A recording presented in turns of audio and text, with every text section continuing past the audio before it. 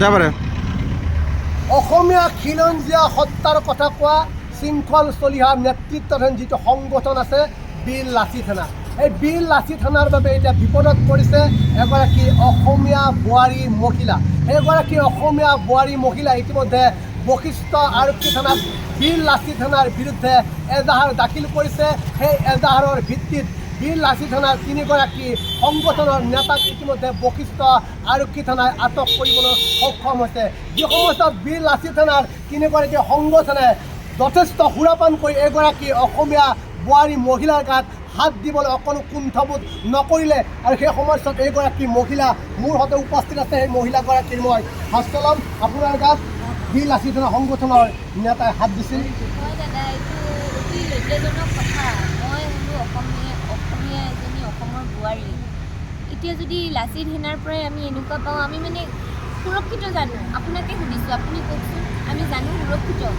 মই দোকান দি ঘৰ চলাই আছোঁ, মই ৰাতি যাব ওলাইছোঁ, মোৰ যদি এইখিনি সুৰক্ষা নাথাকে, আজি যদি এটা বীৰ লাচিত সেনাৰ নিচিনা সংগঠনে আহি যদি তাৰে ল'ৰাবিলাকে যদি আহি কিনে আপোনাৰ মদ খাই যদি এনেকুৱা উদ্ভণ্ডালি কৰে, আমি ক'ত যাম? কি কৰিম? কাৰ ওচৰত যাম? আপোনাৰ গাত হাত দিছিলে? হয়, হাত দিছিলে। মই যেতিয়া ভিডিঅ' ৰেকৰ্ডিং কৰি আছিলোঁ, তেখেতসকলে কৈছিলে কিয় ভিডিঅ' ৰেকৰ্ডিং কৰিব লাগে, আপোনাৰ ভাইৰেল হ'ব মন গৈছে নেকি? সেনেকৈ কৈ কিনে এজন বিক্ৰান্ত কলিতা অসম বুলি তেখেতে আহি মোৰ গাত হাত দিছে, ফোনটোত কাঢ়ি লৈ যাব ওলাইছিলে দুবাৰ। যি সময়ছোৱাত আপোনাৰ লগত আচলতে তৰ্ক বিতৰ্ক হৈছিল বা আপোনাৰ গাত হাত দিছিল, তেওঁলোকে সুৰাপান কৰি আছিল?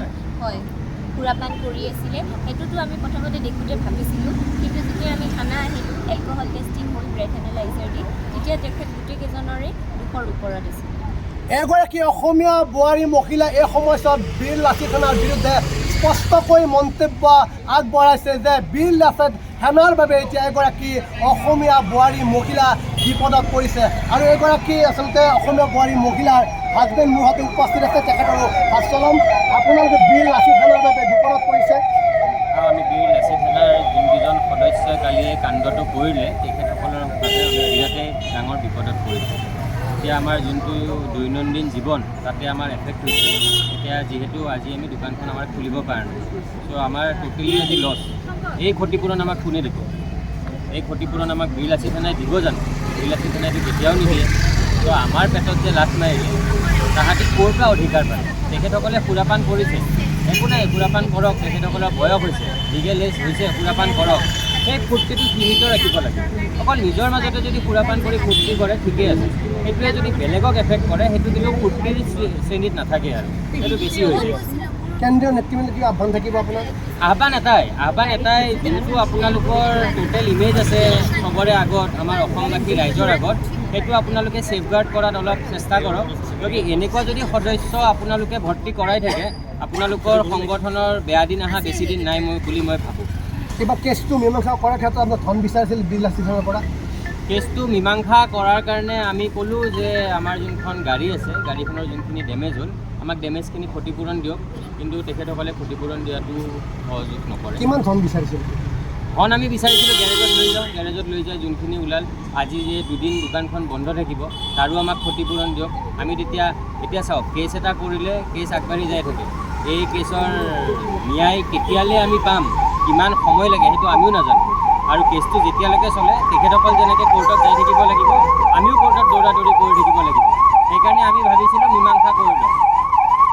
আৰু পুলিচেও আমাক সেইটো কৈছিলে যে আপোনালোকৰ নিজৰ মাজত যদি কথা পাতি মীমাংসা হৈ যায়, আপোনালোকে কৰি লওক, আমাৰ ক'বলগীয়া একো নাই। যদি মীমাংসা নহয়, এফআইআৰ এখন দিব। যিহেতু মীমাংসা নহ'ল, আমি এফআইআৰ এখন দিম।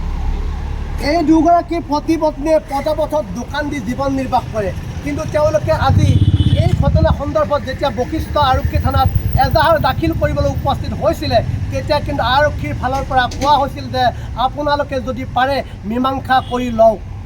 এনেকুৱা ঘটনা এটা সংঘটিত হয়, য'ত এতিয়া সুৰক্ষিত নহয় নেকি বীৰ লাচিত সেনাৰ বাবে এইসকল অসমীয়া বোৱাৰী মহিলা?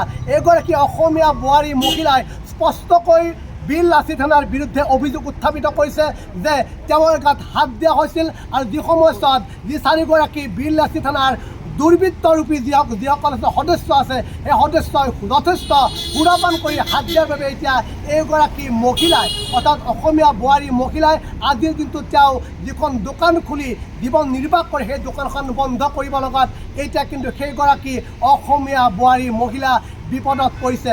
এতিয়া সুৰক্ষিত নহয় নেকি বীৰ লাচিত থানাৰ বাবে এইসকল অসমীয়া বোৱাৰী মহিলা? মই এটা কথা এই সময়ছোৱাত উল্লেখ কৰিব বিচাৰিছোঁ বা এই সংবাদ মাধ্যমৰ যোগেদি যিগৰাকী আচলতে শৃংখল চৰিহাৰ নেতৃত্বত যিসকল বীৰ লাচিত থানাৰ সদস্য আছে, আপোনালোকে সদস্য ভৰ্তি কৰোঁতে অকণমান চাই চিন্তি সদস্য ভৰ্তি কৰক বুলি আচলতে তেওঁৰ যিগৰাকী হাজবেণ্ডগৰাকী এই সময়ছোৱাত স্পষ্টকৈ মন্তব্য আগবঢ়াইছে আৰু তেওঁলোকে ক'ব বিচাৰিছে যে আমি সুৰক্ষা বিচাৰি এতিয়া বশিষ্ঠ আৰক্ষী থানাৰ কাষ চাপিছোঁ। ইতিমধ্যে যিখন এজাহাৰ দাখিল কৰা হ'ল সেই এজাহাৰৰ ভিত্তিত তিনিগৰাকী দুৰ্বৃত্তৰূপী বীৰ লাচিত থানাৰ আচলতে সদস্যক গ্ৰেপ্তাৰ কৰা হৈছে।